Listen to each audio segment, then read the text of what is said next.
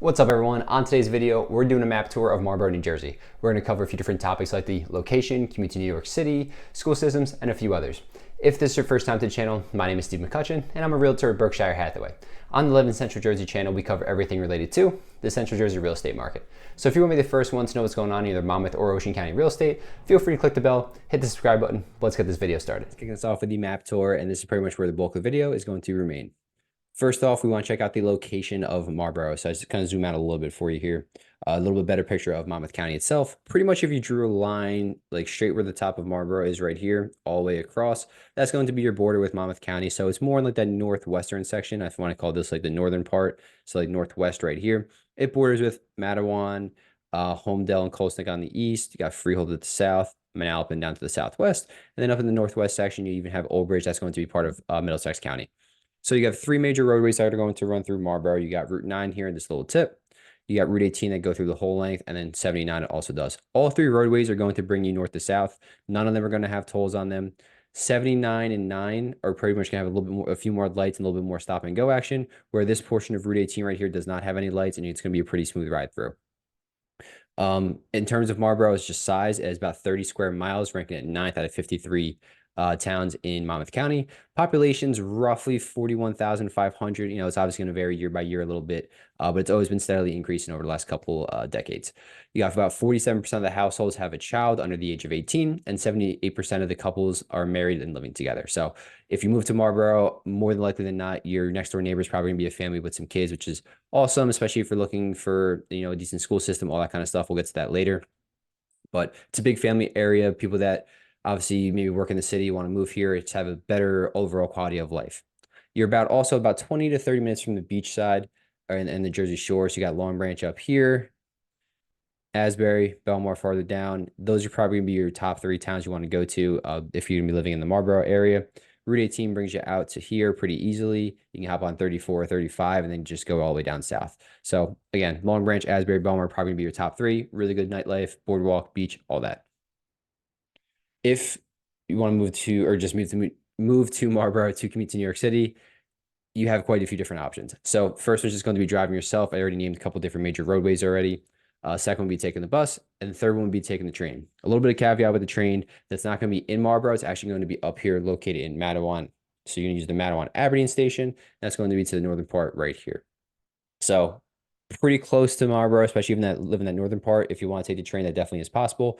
If you live in the more southern part, I probably wouldn't recommend taking the train at that point. You're better off going to Route 9, hopping on the bus if you want to do public transportation, or just drive yourself at that point.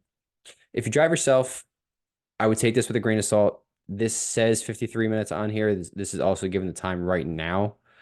Obviously in the morning, Monday morning, I'm recording this on Sunday night, but on Monday morning, you're going to have your rush hour commute traffic. It's going to be a little bit different. And you have to add in, obviously, like your exact address at work and then at your residence as well. You're probably looking more along the lines of about an hour 15 to an hour and a half. If you're in the more northern part of Marlboro, I'd say about an hour 15. If you're in the more southern part, probably about an hour and a half. You got to add in that little bit of traffic. Like I mentioned, Route 9 has a decent amount of lights. So this part might get a little congested for you if you're going to be driving. Then you're going to hop onto like the Garden State Parkway to 95. This part's going to be pretty smooth. Nice, easy drive.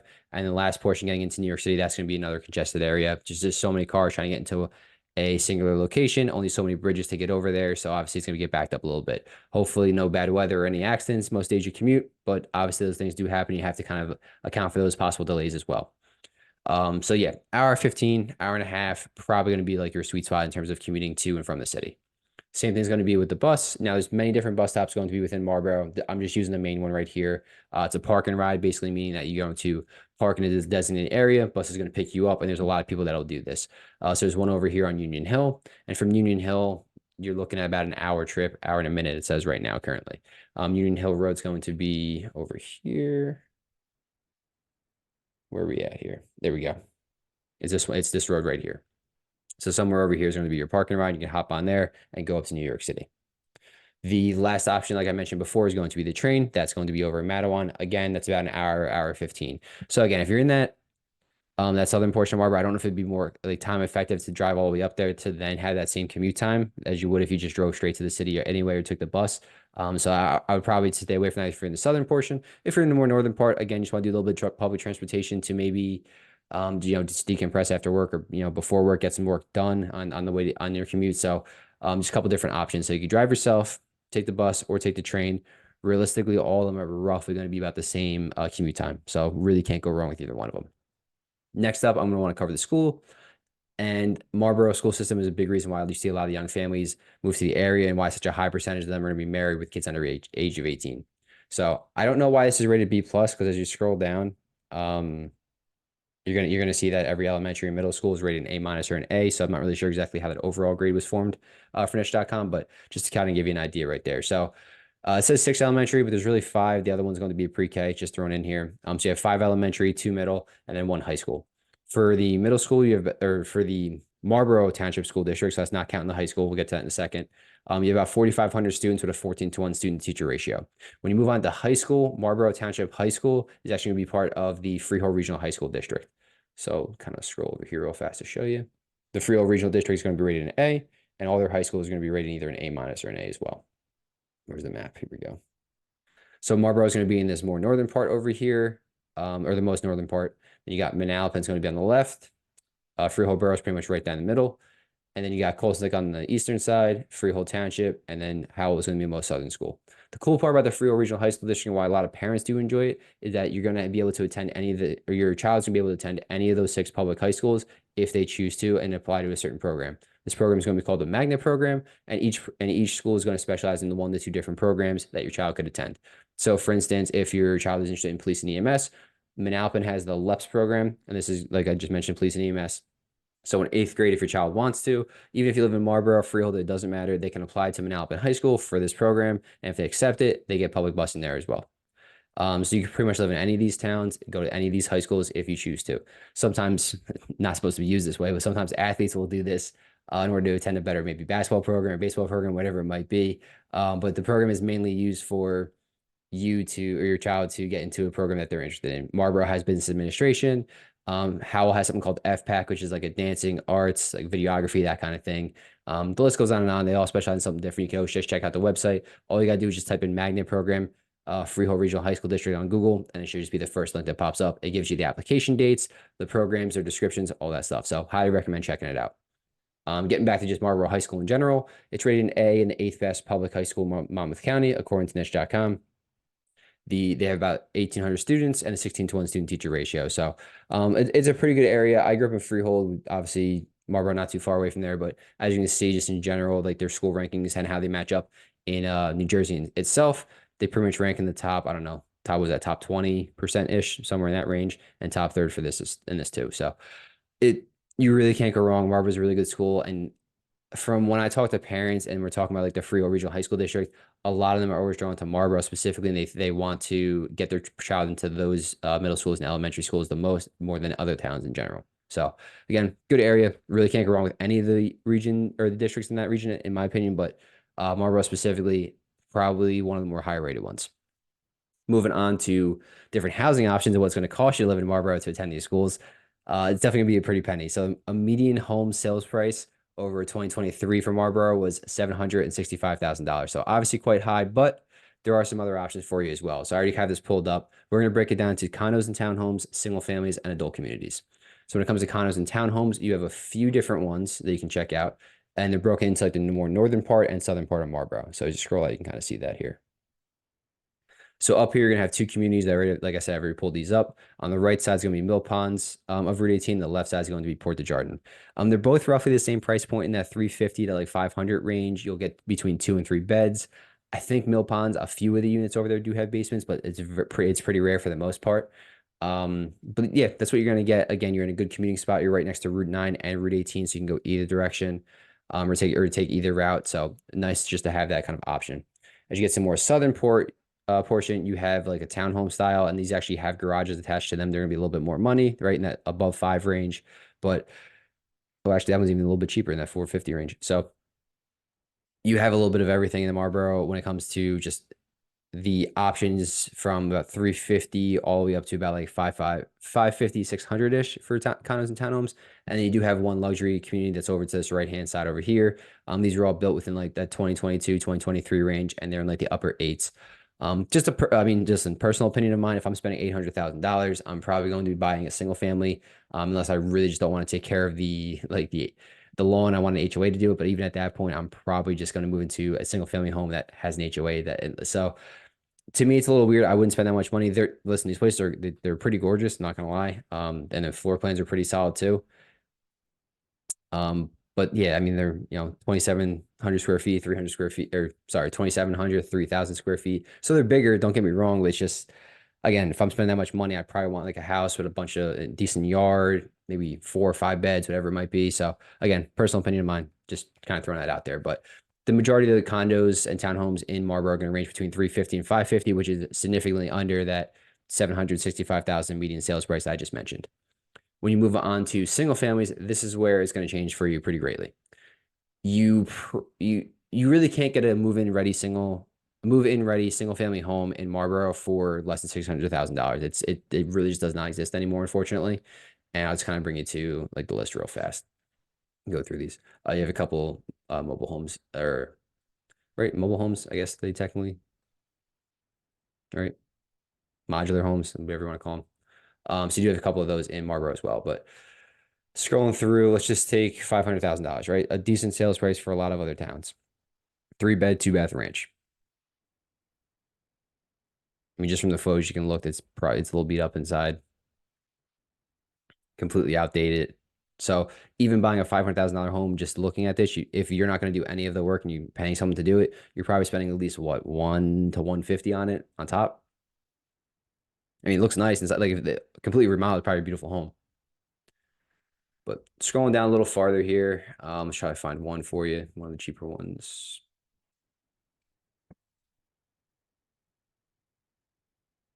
Sorry. This one looks a little newish. So 582, 500 was the sales price on it. Decent photos. Hopefully it load for me here real fast.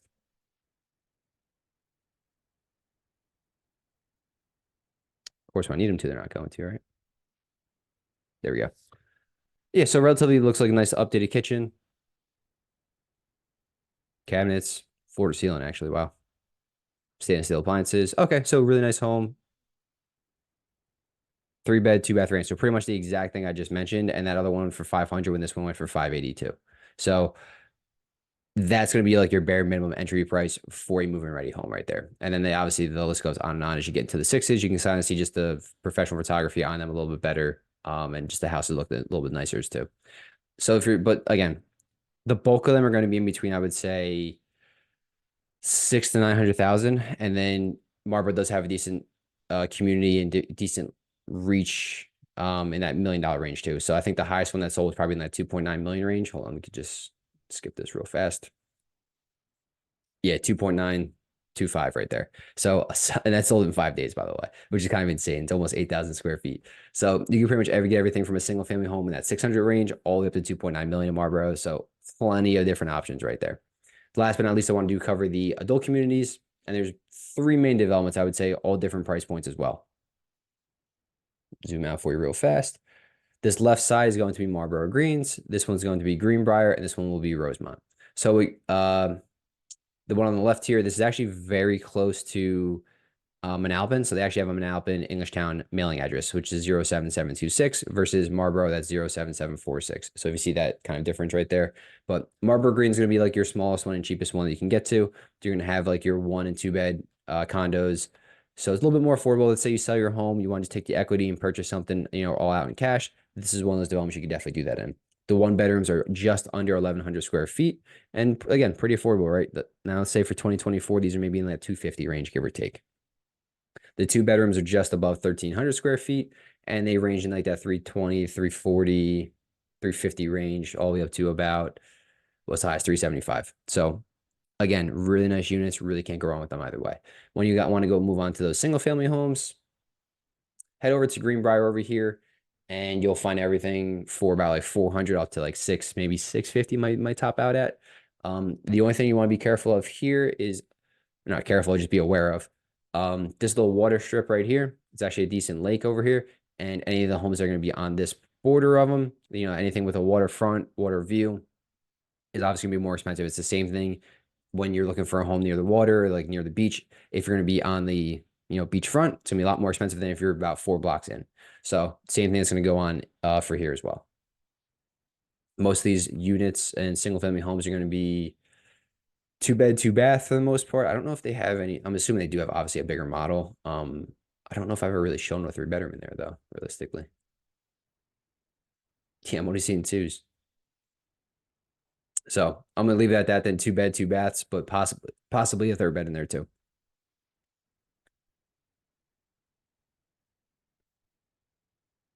Last but not least, we're gonna have Rosemont, and this is gonna be like more your luxury adult communities.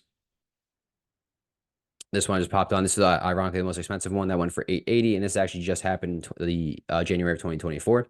But yeah, 750, 800, 850, all in this range. And it's gonna be like your 3 bed, 3 bath, like just a little bit more luxury of an adult community. That's all.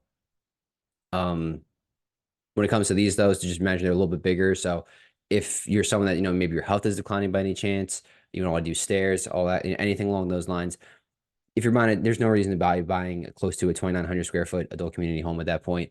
Go more towards that like that first one I mentioned with like Marlboro Greens. If you still want that single family feel, do Greenbrier. Save yourself, it's half the cost almost in certain ones. So it's kind of just my opinion on those. But again, Marlboro, from townhomes and condos to single families, adult communities, all three of them within different price ranges all over the place. So realistically, the only thing that's going to be a little bit tough to afford for the average, mom and dad in a sense, would be like the single families, obviously just being at 600,000 as your low point all the way up. That's it. Last thing I definitely want to cover is going to be the shopping and dining throughout Marlboro. You have a couple different spots you really can go to. Really not any on Route 18 here. You're gonna have to be focusing on Route 9 mostly. So if you live in this western and southern side of Marlboro, Route 9 is gonna be like your godsend. Like that's gonna be your area. So if you're in like the northern part here, northwestern part, you have ShopRite in here. You got Lovotti's, Whole Foods. If you go all the way up, you'll have a Costco as well. Need some home improvement stores. You got Home Depot and Lowe's. You got a Starbucks in there. Some car repair. I think there's a Hobby Lobby. Yep, TJ Maxx, Kohl's. So pretty much everything right there. If you live in the more southern portion, you actually might want to go to the Marlboro section of Route 9. And over here, you're going to have a Wegmans, a Marshall's, Target. I think this Trader Joe's technically in Freehold, but it's right on that borderline. But yeah, plenty of different options as well. You got a Best Buy. If you live in the northern part of Marlboro, this is where things are going to differ a little bit. You're going to actually be a lot closer to the Aberdeen Manawan area, and they have a different shopping plazas up here as well. So you have, I mean, listen, similar stores though. I'm not going to say they're anything that different. So you're going to have ShopRite, Stop and Shop, another Lovotti's over here as well. Starbucks, there's a couple banks in here, and then just gonna be businesses up and down Route 34 here. So realistically, the only place I guess would be dormant in terms of like shopping plazas would probably be on this more eastern side of Marlboro. But other than that, you live in the northern part, southern part, western part, you really can't go wrong. You're within like realistically 5-10 minutes of pretty much everything. So when it comes to dining options, a couple different restaurants. One of my personal favorites, I go here a decent amount for any kind of special event, is going to be Nona's. So this is going to be located on Route 9, technically still in Marlboro, although it borders very closely with that Manalapan border over here. And it's an Italian style area. Dinner, I always try to go with four or more people, because once you hit that threshold, they actually do a family style. It's really good, really nice. A little pricey, but if you're looking for a really nice dinner out with some friends, family, and celebrating a special event of any kind, highly recommend checking them out. The other ones you want to go to are going to be over here on Route 79. They're going to be kind of the more southern part of Route 79 here. You have a few different ones. So you got Fireside Bar or Grill. They're going to host different events there. If you want a little bit more of a nightlife, that's the spot to go to in Marlboro. They have they'll host all the UFC fights. They'll do, some drink specials, good appetizers over there.